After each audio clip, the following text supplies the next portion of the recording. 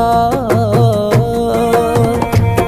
నువ్వు ఊర్వశివని కాదే నిన్ను ప్రేమించింది, నువ్వు దేవతవని కాదే నిన్ను పూజించింది, నువ్వు నింగివని కాదే నేలనేమైంది, నా ప్రాణం అనే కదా నీకు అలుసయ్యింది.